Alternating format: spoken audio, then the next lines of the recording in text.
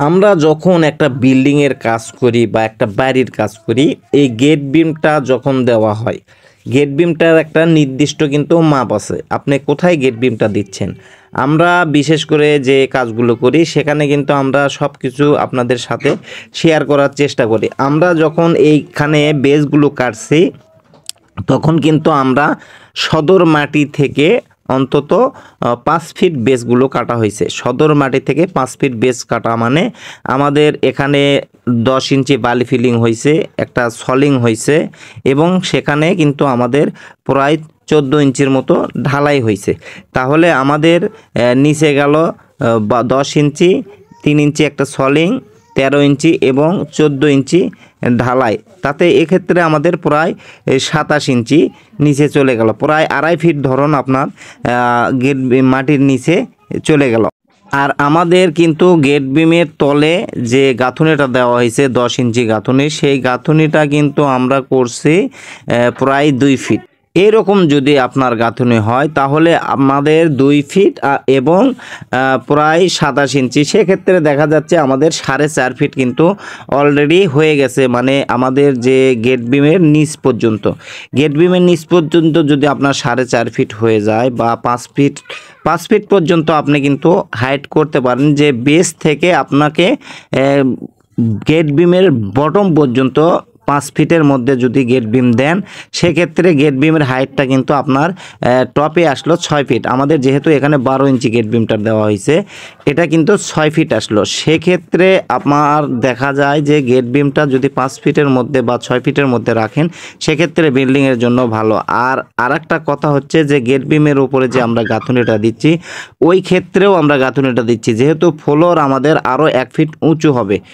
আরও যদি 1 ফিট উঁচু হয়, সেক্ষেত্রে আমরা গেট বিমের উপরে গাঁথুনি করব। গেট বিমের উপরে গাঁথুনি করার উপকারিতা অনেক আছে। আপনার বিল্ডিংয়ের যখন স্যানিটারি লাইনগুলো করা হবে, আপনার যেখানে বাথরুম আছে, কিচেন আছে, এই পাইপগুলো বের করার জন্যও কিন্তু আপনার যে গাঁথুনিটার প্রয়োজন। আপনারা কিন্তু কখনোই গেট বিম কেটে, বা অনেক জায়গায় দেখা যায় গেট বিমের তলা কেটে বা গেট বিমের ওপরে 2 ইঞ্চি 2.5 ইঞ্চি কেটে দিয়ে এখানে পাইপটা পাস করা হয়েছে। এই কাজটা কখনোই করবেন না। আপনার ফ্লোরটা যদি আরও 1 ইঞ্চি বা 2 ইঞ্চি 3 ইঞ্চি উঁচু করা লাগে, সেক্ষেত্রে আপনারা গেট বিমের ওপর নিম্ন এরকম 3টা গাঁথুনি দিবেন। 3টা গাঁথুনি যদি দেন, তাহলে আপনার গাঁথুনির হাইটটা প্রায় 10 ইঞ্চি আসবে। আর আপনার যদি এখানে 6 ইঞ্চি পাইপও পাস করেন, সেক্ষেত্রে কোনো সমস্যা হবে না। কারণ হচ্ছে যে এই ইটের গাঁথুনির উপরে আমাদের ফ্লোর হবে, ফ্লোরটাও কিন্তু নিম্ন হলেও 3 ইঞ্চি কিন্তু আপনাকে ঢালাই দিতে হবে। তাহলে আমরা কি বুঝলাম যে গেট বিমের নিচে আমরা 4.5 ফিট পর্যন্ত কলম পাইছি এবং এখানে আমরা গেট বিমটা দিছি, গেট বিমের টপটা আমাদের 5.5 ফিট হয়েছে। এই 5.5 ফিট বা 6 ফিটের মধ্যে যদি আপনারা গেট বিমটা বা আপনার শর্ট কলমটা ফ্লোরটা যদি রাখেন, সেক্ষেত্রে কিন্তু কোনো সমস্যা নাই। কিন্তু এখানে আরও একটু উঁচু হবে, সেক্ষেত্রে আমরা কিন্তু 10 ইঞ্চি গাঁথুনি দিচ্ছি। আর এই স্যানিটারি লাইনটা পাস করার জন্য এই গাঁথুনিটা বিশেষ করে দেওয়া হচ্ছে। আবার অনেকে আমাকে প্রশ্ন করে যে গেট বিমের নিচ দিয়ে যদি স্যানিটারি লাইনটা করা হয়, সেক্ষেত্রে তো সেফটি ট্যাঙ্কিটা ডাউনে থাকবে, এক্ষেত্রে কিন্তু অনেক ভালো হয়। দেখেন আমরা এখানে যে কাজটা করতেছি, হয়তো বা দেখা যাচ্ছে রোড থেকে আমাদের 2 ফিট উঁচু আছে। তো 2 ফিট যদি রোড থেকে উঁচু থাকে, আমাদের গেট বিমটাই কিন্তু 1 ফিট, উপরের গাঁথুনিটা আছে 10 ইঞ্চি এবং উপরে ফ্লোরটা যখন ঢালাই দিবেন, সেক্ষেত্রে আরও 2 ফিট হয়ে যাবে।